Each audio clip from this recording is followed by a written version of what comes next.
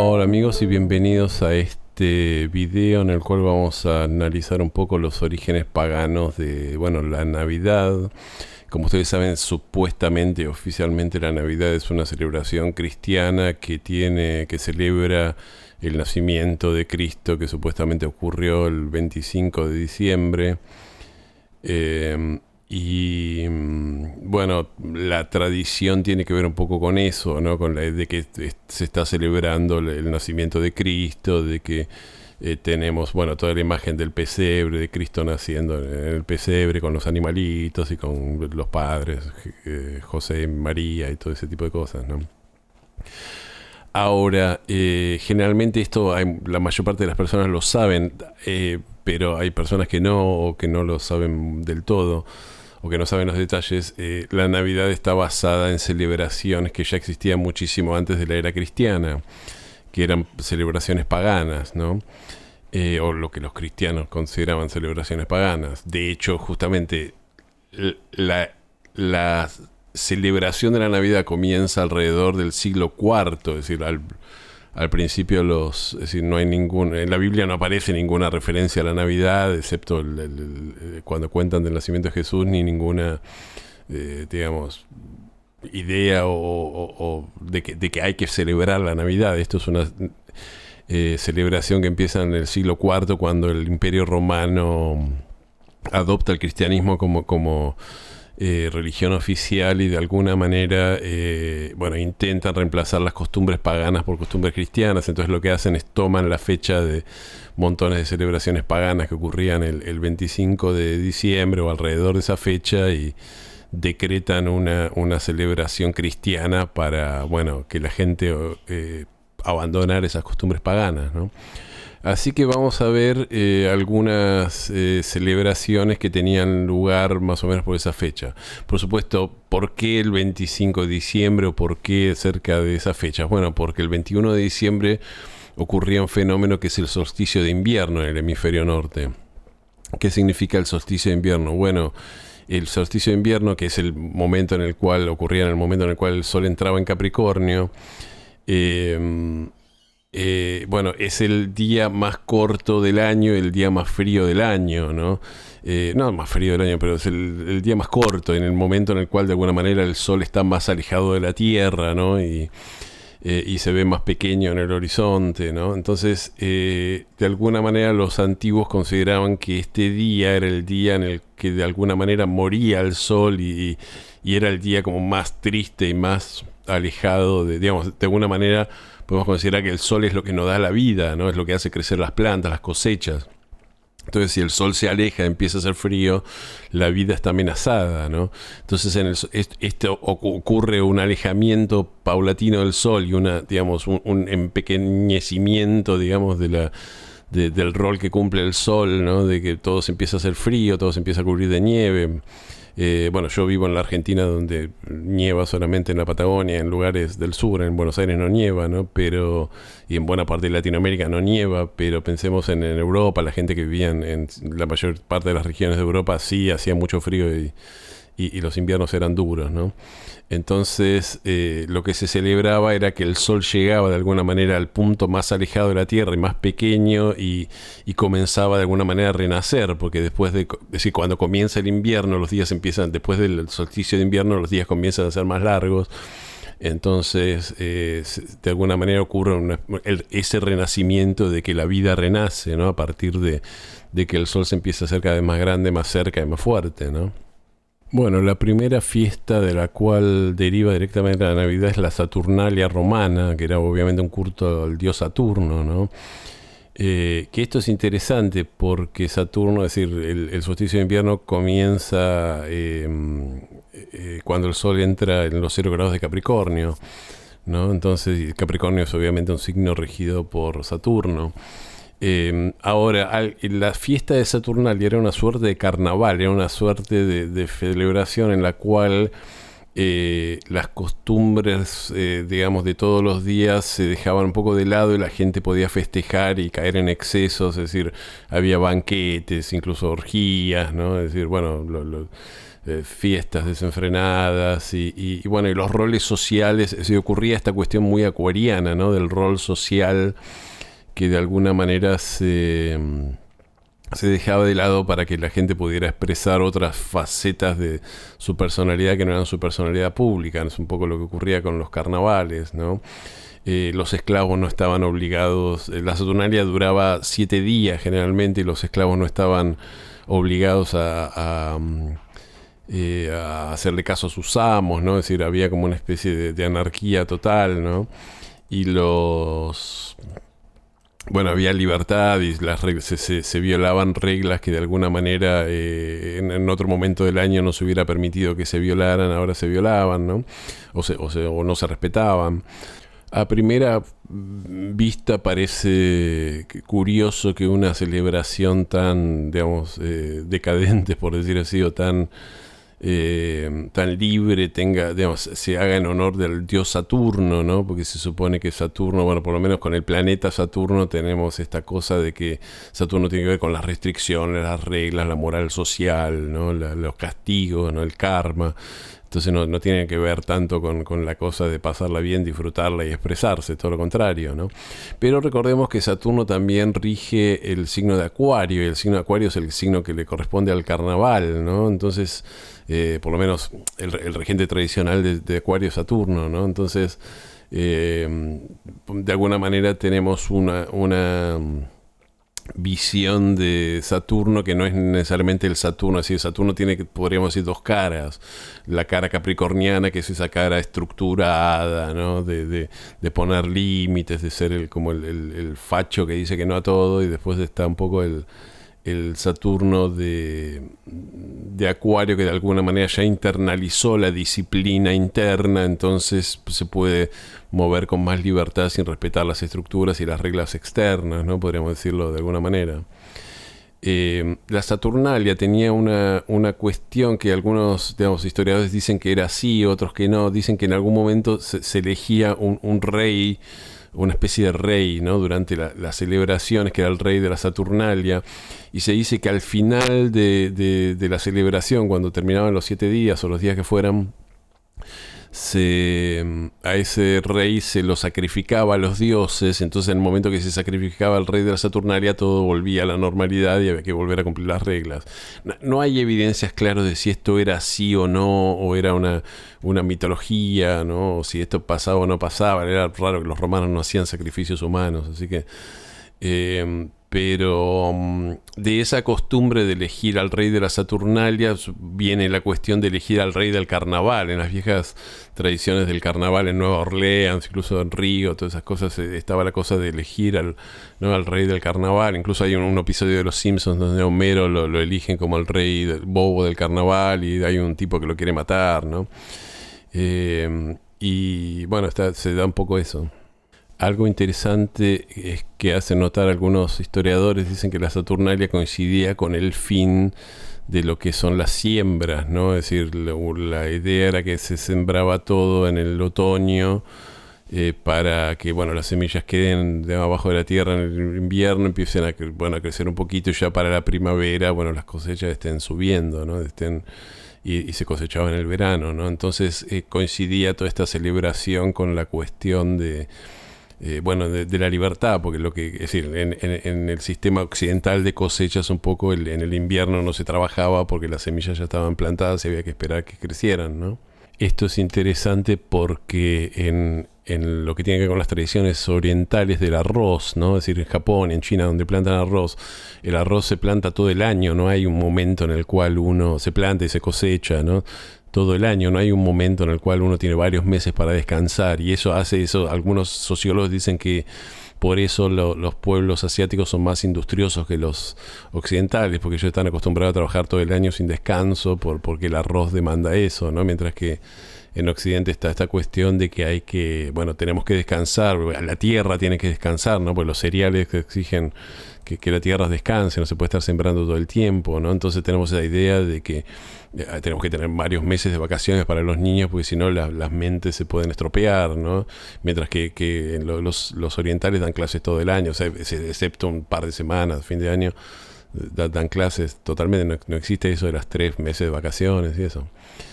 Pero bueno, esto es un poco la Saturnalia. Vamos a ver otra festividad romana, que es la festividad del Sol Invictus. Y Sol Invictus, esta festividad empezó a tener lugar en Roma a partir del mitraísmo. El mitraísmo era un culto a Mitra, ¿no? Que era un dios, bueno, no era un dios, sí, era un personaje divino que muy similar a Jesucristo, pero provenía de la religión persa, ¿no? Es decir, durante esto es algo que da para hacer varios videos, ¿no? En un momento alrededor digamos, cuando estaba por empezar la era de Pisces, empieza a surgir espontáneamente en las religiones la figura del Salvador, ¿no? Entonces un poco cada cultura del Mediterráneo empieza a tener su propio Salvador, ¿no? En el caso de la religión persa era Mitra, que era hijo de los dioses y que tenía que ver con los toros. No se sabe mucho de la religión de Mitra y que daba de alguna manera la vida eterna, y muchos soldados romanos seguían la religión de Mitra. En un momento era la religión más de estas nuevas religiones de los salvadores. Era digamos, la religión que estaba más extendida entre los soldados romanos, ¿no? Según esta idea, el cristianismo simplemente era, es decir, a ver, la figura de Jesús era simplemente la adaptación desde el judaísmo de esta figura del Salvador. Es decir, lo mismo ocurrió en Egipto con Osiris, ¿no? Es decir, empiezan a aparecer en todas las tradiciones religiosas del Medio Oriente y de la zona del Mediterráneo. Lo mismo, bueno, los griegos tenían el culto a Dionisios, ¿no? Como una especie de dioses que de alguna manera, o figuras, deidades que mediaban entre el cielo y la tierra y le traían salvación a los hombres y vida eterna, ¿no? Entonces, bueno, estaba la figura de Mitra.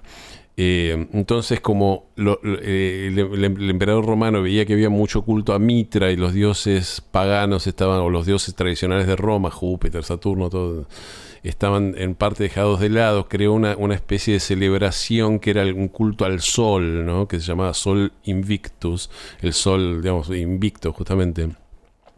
Y esto era muy interesante porque la celebración del Sol Invictus tenía lugar exactamente el 25 de noviembre. ¿Por qué?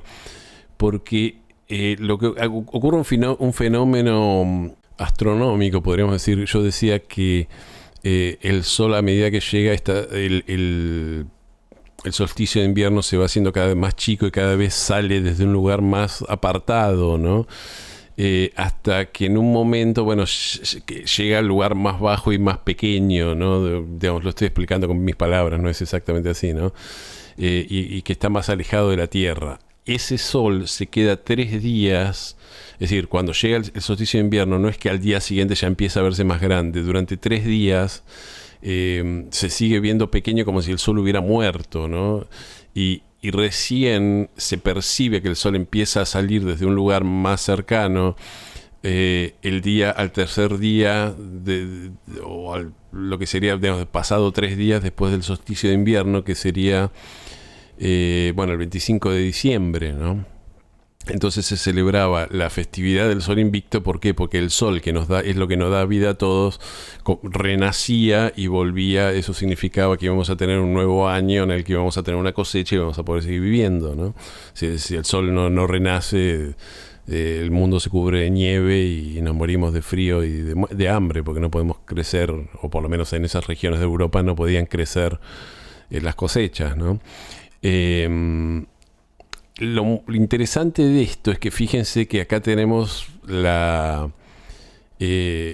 figura o la mitología del Salvador, que aquel que nos da vida muere, pasa 3 días en su tumba y renace al tercer día o renace al cuarto día, ¿no? Después de 3 días en la tumba. Y esto es algo que literalmente la Biblia lo toma de estas tradiciones, de la tradición pagana del Sol Invictus, ¿no? Esto es algo que hay muchos, digamos, estudiosos de estas cosas que lo han hecho notar mucho antes que yo, ¿no? Que toda la simbología de Jesús tiene mucho que ver con la simbología solar, ¿no? E incluso la idea de Jesús con los 12 discípulos, ¿no? Los 12 discípulos pueden corresponder perfectamente a los 12 signos del zodíaco. Hay todas tradiciones que tienen que ver con lo esotérico. sabiendo que la tradición del Sol Invicto, o que la festividad del Sol Invicto cae el 25 de diciembre, podemos entender por qué la Iglesia romana establece una festividad de ese mismo día, el 25 de diciembre, para, bueno, alejar a la gente de ese tipo de celebraciones, ¿no? Después de la instalación, de alguna manera, del cristianismo como religión oficial, el culto a Mitra se fue perdiendo y hoy casi nadie se acuerda del culto a Mitra, ¿no? Pero era un culto muy, muy importante, es decir, que competía con el cristianismo cuando surge el cristianismo. De hecho, el cristianismo era una religión que no estaba tan extendida, estaba más extendida entre los griegos, por eso San Pablo era griego, ¿no? Y los primeros, bueno, después los evangelios estaban escritos en griego, no en arameo, ¿no? De hecho, Jesús es el nombre griego, ¿no? El nombre de Jesús en hebreo, si mal no recuerdo, es Joshua, ¿no? No, esto es interesante, es decir, Jesús en el que se ha creído durante 2000 años ni siquiera se llamaba técnicamente Jesús, los griegos lo llaman Jesús. Bueno, la tercera celebración más importante del solsticio de invierno pagana era el Yule o Yule, como se le quiera decir, que era la celebración que hacían los pueblos nórdicos, ¿no? Es decir, en Alemania, Escandinavia, todo ese tipo de pueblos, que, bueno, consistía en, obviamente, celebrar el solsticio de invierno. También tenía que ver con, se hacían banquetes, ¿no? Con decoraciones, como la gente se juntaba a beber y comer.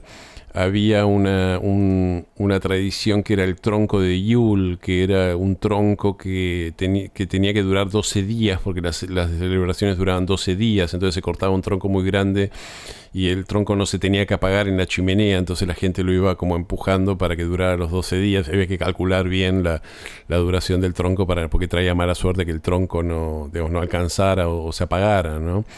De esta tradición del Yule sale una tradición que, bueno, en Latinoamérica no es muy conocida, pero sí aparece en las películas de Hollywood, que son los 12 días de Navidad, ¿no? Hay todo el calendario y toda una canción que dice: en los 12 días de Navidad me compré tal cosa, ¿no? Esto aparece mucho en las películas así navideñas de Hollywood, que Papá Noel tiene que hacer algo que tienen los 12 días de Navidad, todo ese tipo de cosas. Bueno, esto sale directamente del Yule, ¿no?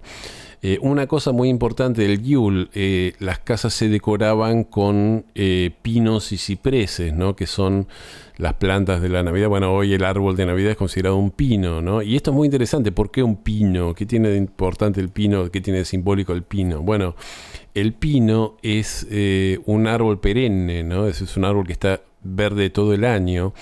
Entonces representa de alguna manera la conquista del tiempo. Es como si al estar vivo siempre, de alguna manera conquistara la muerte, ¿no? Porque la mayor parte de las plantas, podemos decir, mueren durante, o algunas literalmente mueran, pero otras por lo menos pierden las hojas, ¿no? Durante el invierno, ¿no? Entonces las plantas que son perennes, que son verdes todo el año, siempre tuvieron un significado de la trascendencia de esta época de muerte. El momento en el cual las plantas pierden todas las hojas y las plantas que duran un año mueren, coincide con la entrada del sol en Escorpio, ¿no? Con lo que sería prácticamente el último mes de otoño, ¿no?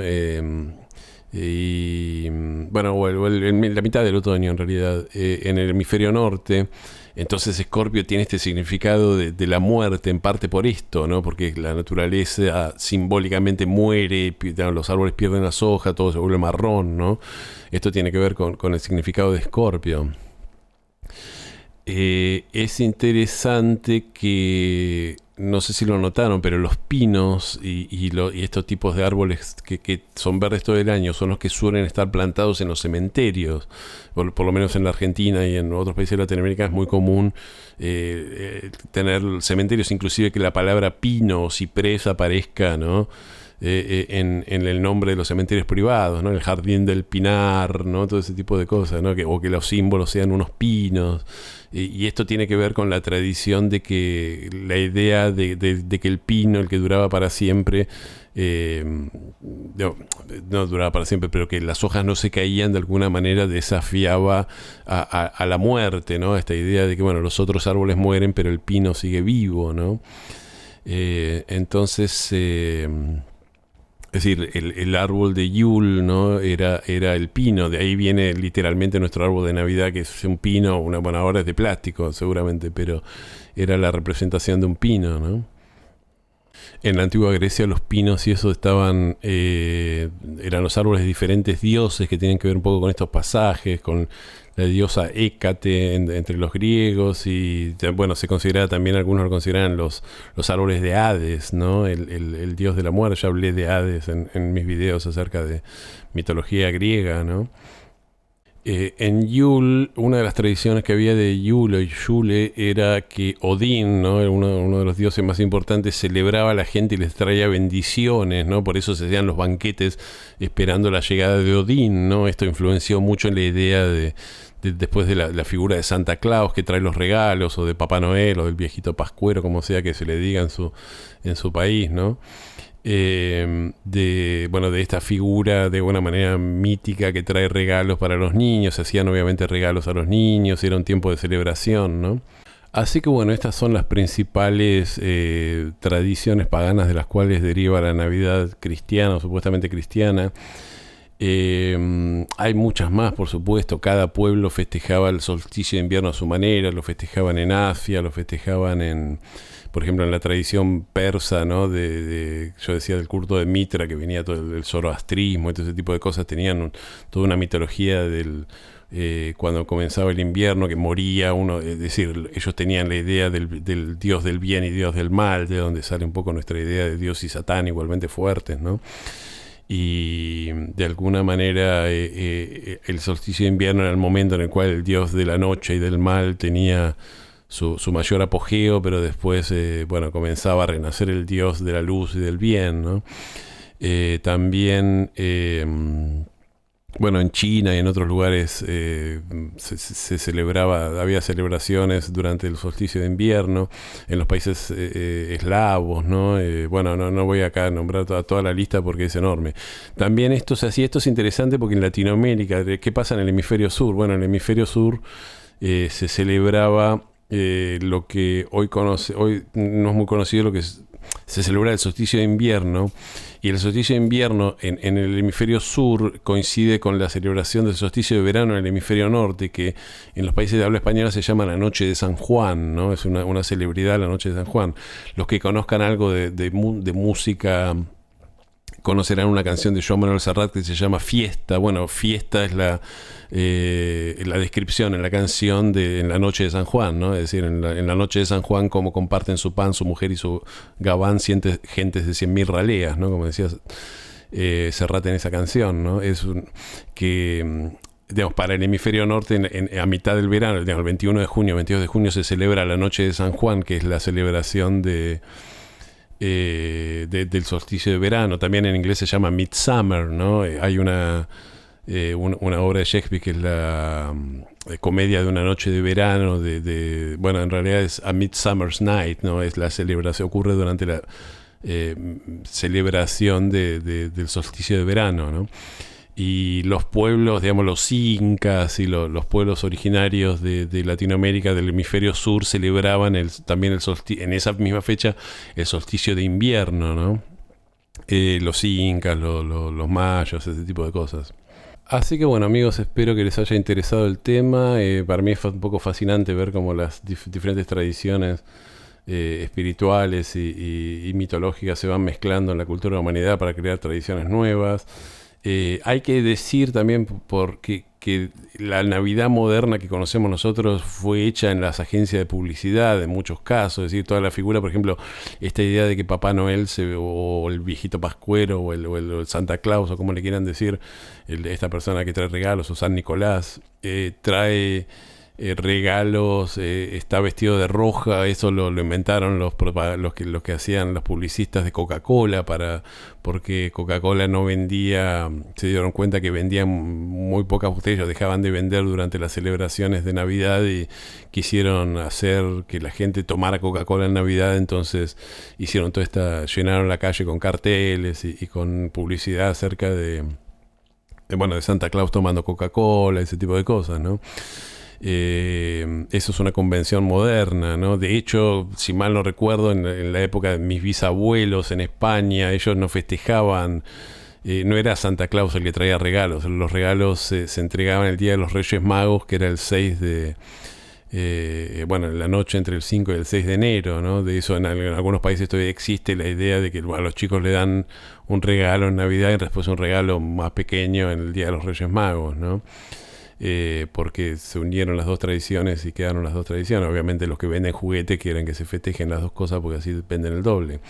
En Japón, no sé si cuánta gente lo sabe, no, obviamente no se festejaba la Navidad como Navidad, sí, quizás hubiera alguna celebración tradicional del solsticio de invierno, pero no la Navidad.